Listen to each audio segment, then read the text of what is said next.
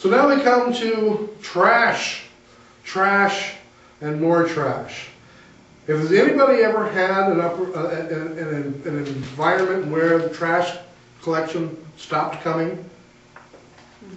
No? You have? Oh. And? How quickly does your trash pile up, the trash in your neighborhood? Fairly quickly? That can get really ugly. I remember in the 70s they had the trash bags in New York, and they had the, just trash on the sidewalk piling up deep, deep, deep. When you have trash stacking up like that, you have the similar problems that you have to not dealing with human waste. I'm not talking about the waste that comes through you, waste that's come from you. The similar kinds of diseases, bacteria, problems, sicknesses are caused from having trash around. Not to mention having those kind of trash around invites rodents and possums and all kinds of things that go with it. There are basically two kinds of trash that we generate. If you think about it, the two kinds of trash that we have one is garbage. They refer to it as garbage.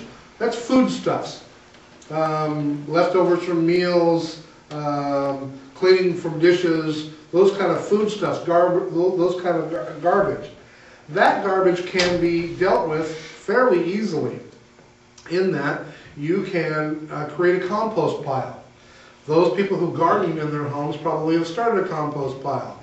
If you are like I am, and I live in an apartment complex, I don't have a compost pile. But I can certainly start one easy enough for all of my trash. If you take that garbage and put it into a compost pile, keep it secure, and work it as a compost pile, you take that, what would have been trash and garbage and refuse, and can turn it into something productive for growing plants and everything else. That process, by the way, generates its own heat. That heat inside the compost pile kills the bacteria that are inherent in the garbage that you throw out. And so it's kind of a self-sustaining, self-cleaning system, I guess is the best way to put it. I'm sorry, I skipped one of the things you can use for food garbage. That is, you can use it to feed pets. If you have pets, dogs, cats, those kind of things, you can use that, and after the cat food or dog food is run out, you can use that to feed your pet. The answer that my child gave me when I was talking to them about this, they said, well, Dad, our cat won't eat that. I said, after 3 days of not having anything to eat, the cat will eat you. So the cat will be thankful for whatever you may give it. After you dealt with the garbage, there is trash. Paper, plastic, tin cans, those kind of things. The best way to deal with those type of items is to clean them out and reuse them. Reuse paper plates for, if you need to for writing, for leaving messages on people's houses, or whatever you need to do with them, for lighting fires, for insulation. You can use all of the paper, a lot of these paper products. We are a society now of where everything that you get is more and more packaged. And so it's entirely possible that the food packaging that you're eating has never actually touched any food. It's just paper with cardboard or some kind of plastic lining on it.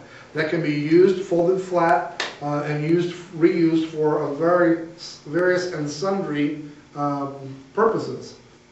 Store lots of toilet paper. Very little else works the same way as toilet paper does, or as efficiently as toilet paper does. And if you don't have toilet paper, you're going to start finding out where's that old phone book? We don't have Sears catalogs anymore, so you're going to have to use the paper out of a phone book or the newspaper, and then you got all kind of different cleaning issues that way. And lastly, I wanted to cover personal hygiene. We talked a little bit about having the Purell on hand and having toilet paper on hand. One of the things that you can't have too much of is some bleach, just basic household chlorine bleach. A 5% solution of bleach mixed with water will be just about enough to clean almost any surface and kill it, kill the bacteria or those kind of things that you have to put in there. So a little spray bottle with a 5% solution of bleach will kill most bacteria and the things that will grow when cleaning the toilets or those kind of things. Clean your hands. Just make sure that you kind of use something to rinse it off. Chlorine will burn you if you have too much of it. So having chlorine around and bleach around in sufficient numbers to take care of your needs is also a very good idea. The other thing that you want to do, and we talked about, flushing your potty using something other than the water that comes in. Almost anything. Remember, in the bat cave over here, in the privacy shelter I have, it has a little 5-gallon shower, solar shower. That 5-gallon shower is enough, if you're judicious, for 2 people to take a warm shower. You can catch the water that you use from that by putting some kind of bin or basin down and catch the water that comes off of washing. Once that water's come off of you, you certainly can't drink it, but you certainly could use it to flush a potty. And so you want to capture that kind of water. You can use the water from canned corn, or the water that comes out of peas when you open your cans of peas. You can store that water in a jug or something. Not a lot there. You're probably not going to want to brush your teeth with it, but you certainly could use it to flush your potty. And then the recommendation is that you should shower only once a week. It depends on how hard you're working and how close you're staying to people. And then using what they refer to as PTA showers in between. If you don't know what a PTA shower is, ask my mother. She's the one who taught me the term.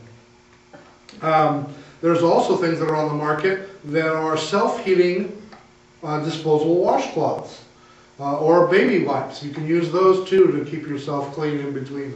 For washing hands, for washing your body, those things don't require water.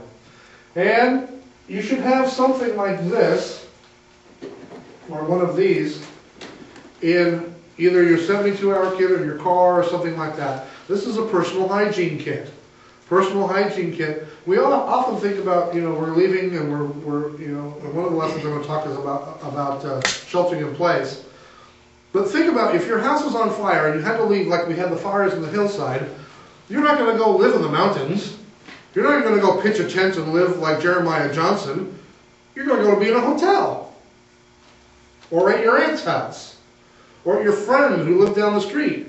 Or you're going to go stay at a church member's house in another state. You're not going to need a tent. You're going to need a washcloth.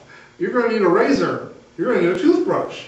So having things like this, you can either buy these commercially, which has, has small toilet paper, has feminine hygiene products, the baby wipes, the towels I told you about, soap, razors, tissues, those kind of things.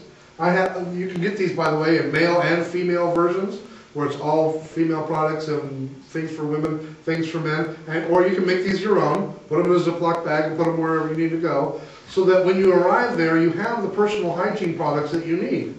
So when it comes to your personal hygiene, both sanitation-wise and personal hygiene, that's one of the things that could and should be a top priority in your preparation. It's something we give very little thought to, but if something were to happen, it would be a priority in a hurry.